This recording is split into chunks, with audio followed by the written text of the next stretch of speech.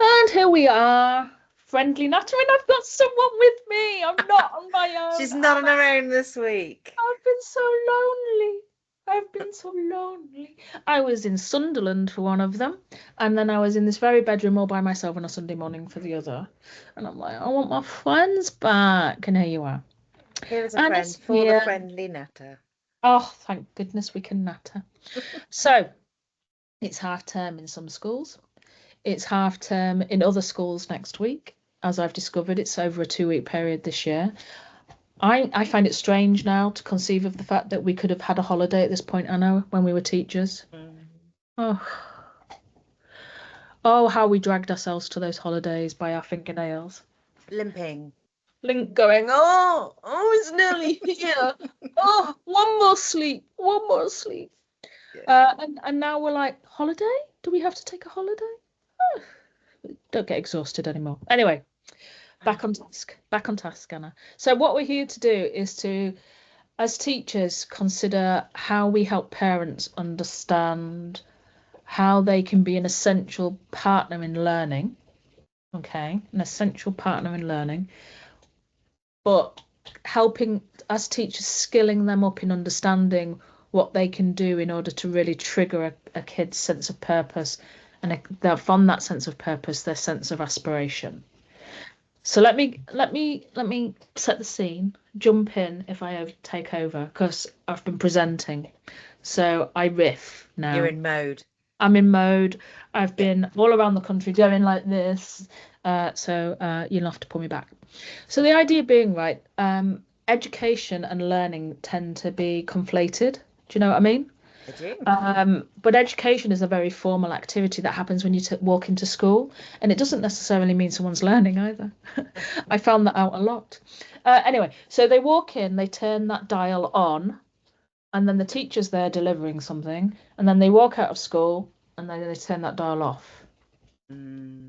However, they don't, because our brains are wired for learning and they need to be trained to learn in a certain way in order for those messages to be positive and have a positive effect on us and for us to take control of those. So we need to extend that learning environment beyond the school gate, is what I'm saying. And half Mm. term is a perfect example of when parents could be a partner in this process. It's about how can we as teachers support parents in knowing how that can be the case. Now, I want to give you an example of a school that Richard Barnes Academy, it's called, and one of the things that they really celebrated was when some of the people that went to that school, because it's an AP school, an Hmm. alternative provision school, and they a local boxing club started up down the road, and they told the parents that there was this local boxing club and some of the lads started going there, and how better for those lads to rock up to that boxing club on a Thursday night than outside the local shops. Do you know what I Yeah, mean? absolutely. And it's that empowering of the parent to realize there's an opportunity here, not only for the kids to learn boxing, because we all know that it's a sport that also teaches discipline, Mm. respect. It teaches sort of like the sense of rules within Yeah. that. It's also a really positive channeling of energy, Yeah, aside let's from do anything that. else. It's doing something really positive with all the energy and time you have as a teenager. And the Yeah. positive role models they'll get from what are Huge. really quite masculine figures, but who have got a very much a coaching mindset to help put them on the right path. But all and that's a really obvious example. The boxing club you reminded of like Rocky, Mm. if you're about 900 years old like me, and the way that his life was shaped by that. But there are other examples like one of the primary schools I work with, Thornton Wood, were totally uh, wanted their kids to have a ride on a train. Yeah. I mean, I know that's silly, but there is something to be. I don't know if you've ever sat on a train and not been annoyed because you're commuting somewhere. But if you're just sat on a train looking out the window and The watching the joy. train go by, Yeah. Yeah. There is that famous, the GWR, which is where Anna and I live, in the West Country, have the famous five adventuring around the country, Yes. don't they? In As fact, I used to work with the marketing director who's implemented that whole campaign. it is, and famous five go to Dawlish, Yeah. which is a beautiful seaside Mm. resort in the southwest. Anyway, we've diverged, but do you know what I mean? So Yes. how can schools help parents understand that there are simple things that they can do, Yeah. like even going to the local woods? Yeah, I've got a couple of examples that spring to mind. So, one of the schools I was working with at the DFE conferences last week was Upper Batley, and from the Yorkshire and Humber area.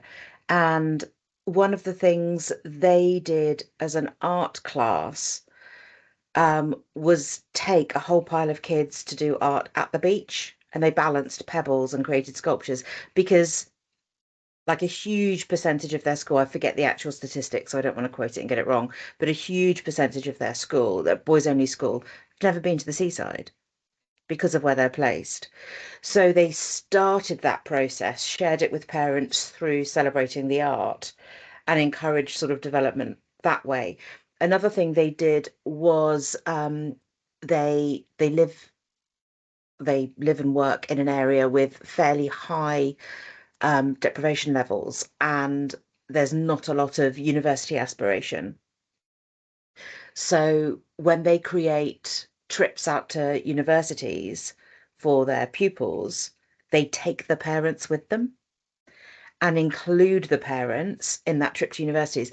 And so the parents get to meet with and understand things about grants and how it all works and an experience that they've never had, how that might then be possible for their child. And it becomes not sort of super removed for them, but something they can discuss with their child.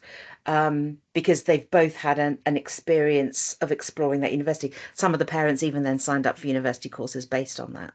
Yeah. I mean that aspiration those activities would have give to the parent as well as to the child, which communicates down to the child. Because one Mm. of the stats that communicated in the East Midlands is that they're 14 or 15% more likely to believe that university is not worth it anymore. It's not worth the money. So And, sad. and Yeah. and it might not be. It might not be a route, but level four, But level five limiting your beliefs that way apprenticeships. is what's Yeah, wrong. Yeah. and it stops education being of value, or seeing lots of different routes. The school in Coventry I worked with, Grace Academy, who, oh, Natasha and Emily, I would work for them in an instant. But they worked with Coventry Building Society, who funded the whole of the school going to the Blackpool Beach. Now, the premise of this conversation was, what can parents do? And what we're talking about is what schools do in Schools order to do. get Yeah. experiences. But so the how do how do we communicate to parents that a trip to the beach to look for shells, or a trip for here in the southwest, going to the Jurassic Coast and searching for fossils, is just an Standard. insane, yeah, it's Mm. just one of the life growing up moments, isn't it? Yeah. But it could instill in them. You might accidentally trip over something that's their future passion, might you? Do you know what I Absolutely mean? right. Um, yeah. All kinds of questions and curiosity is sparked from that kind of exploration or experience. Um, the two school ones I was just talking about were sort of biggie things. There's the little things and the way schools can communicate with parents. I've just my one of my niece's schools, the school one of my nieces is at, I I should think have probably owned the slightly more schools. grammatically I accurate. was gonna say, could you imagine Yeah, if your niece had more owned than one that school? school. Oh, Yeah. man. Um, I did teach English once. Um, so I mean, they celebrate the learning that's gone on in school on Facebook daily, and talk about what reception or year one or year two or whatever. It's a new sort of growing school. Um, so they haven't got lots and lots of classes, but they celebrate that daily on Facebook.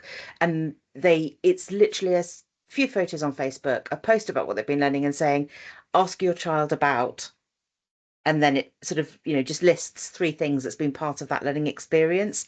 So it's just saying to parents, here you go, this is what's happened today.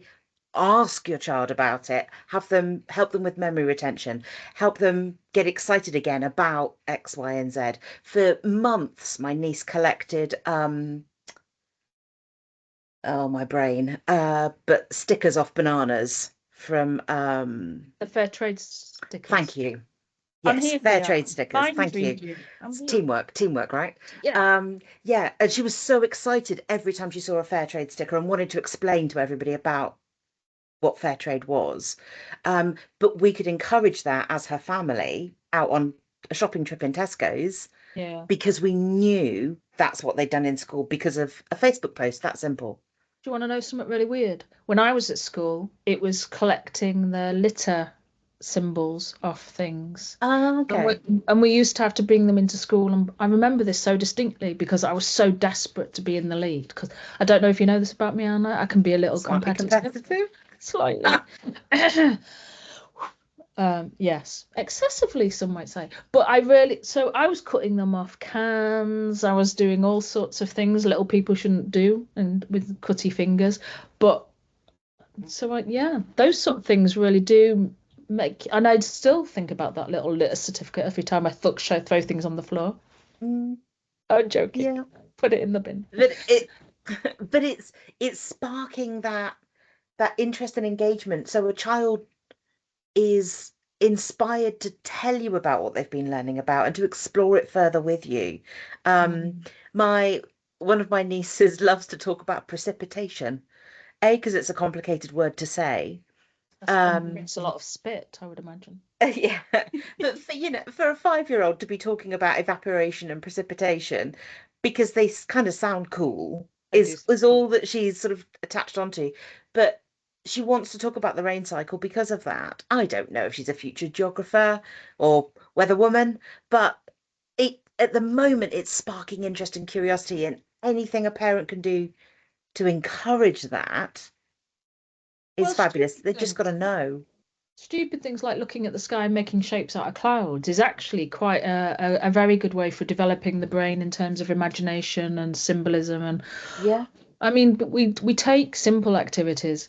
So so just to add to that as well, by the way, there was a school I also worked with who sent a one of the text messages they sent home was on the school at the time of the school run. So the parent received it just as the child was leaving school, yeah, and it was with a question they could ask them on the way home. yeah. So the journey on the way home, if they were being picked up, or as soon as they walked through the front door, if they took themselves home, so they were invited to talk about their learning straight Mm. away, as the first activity, rather It than what makes, have you done today? yeah, well, exactly what I was about to say. Nothing. I've It, done nothing all stuff, day. don't Stuff. know, stuff, Oh, it's had fish fingers boring. for lunch. It's so, that conversation in the car is so common. What have you done today? I don't know, stuff. Um, and you get nothing out of them. A, because they're tired, but B, because you haven't got anything to prompt them with. And all it takes is that tiny bit of information about what's gone on that day. Oh, so you've been learning about precipitation today. What is that? Oh, oh yeah, yeah, yeah, yeah, yeah, yeah. Embedding of learning straight away. Yeah, Parent being interested in your learning, learning being prioritized as something that's valued. And as rather than that exactly right. negative, grumpy conversation, it won't always go well. The kid might always, oh, I don't know, who cares? It's rubbish. Might Yeah. still come out. But let's face it, here's a controversial concept. Should schools be setting formal homework over the holiday period if we're saying that parents could offer them insanely more valuable experiences that might help them find their future life interest and so help them build their aspiration? Mm. For me, it's about balance. Okay. It's about not overdoing holiday homework setting. It's about sparking that curiosity we've been talking about, engagement and interest. Another school I worked with recently, um, London Academy, part of the AIM Trust, they set holiday homework that's binder based. A parent has to come to school to pick it up, otherwise they don't get their holiday homework. So the parent has to come into the school and engage with the teachers in order for that to be collected.